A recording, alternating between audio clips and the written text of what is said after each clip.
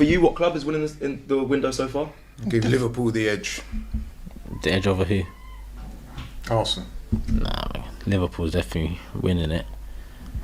No, but I'll give them the edge, because if we're on the verge of signing Gyökeres and Eze, then I think that is a very good window. Well, I'd still think Liverpool have edge. I mean, you keep saying Eze. There's no strong link to Eze. I mean, there's a strong link. No, there's a rumour.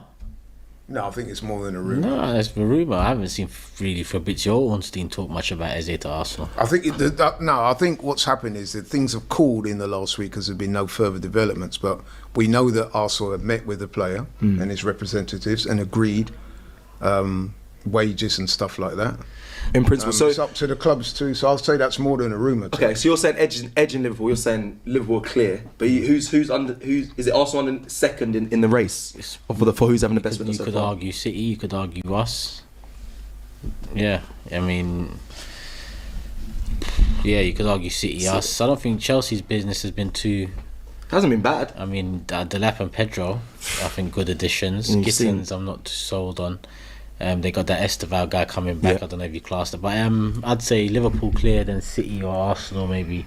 You can make arguments for and against. Chelsea making sales as well. Obviously, we know we got that Nepan kid as well. They've just signed City, so when you think all things considered, this has been good for them so far. So where do you put Arsenal? You put Arsenal. You haven't really made a decision on where you want to put Arsenal. No, I put Liverpool clear and then City or Arsenal. Okay. It's not really. There's not much to choose. Like, a lot of this is essentially on paper and it's ideas. You don't really know the value and who's had. If we have this transfer window and we go and win the league, it's clear that we've had the best transfer window, even if we've signed 3 players.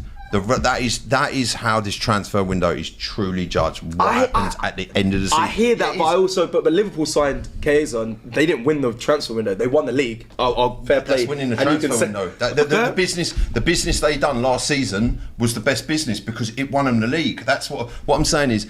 The transition from now until the end of the season and how we do, that's going to give me my answer. Okay. We can all sit here once let's say we sign Gyökeres and Eze and all that, and we're like, yeah, what a great window. But then Gyökeres scores 5 goals next season, and Eze's injured for most of the season. Before now we're going, it's a 10-10 window or whatever, or 9-10-8, whatever. At the end of the season we're going to be going, that was a terrible window, that was absolutely diabolical, and that's it. But then we go and win the Premier League, and let's say we won the double next season, then we're going to be saying that was one of the best windows Arsenal have ever had, and that's it. I take your point, and there is much validity to what you say, but what I would say in counter to that is this: I can't remember a window in recent years where I've been as encouraged as I have with this one. No.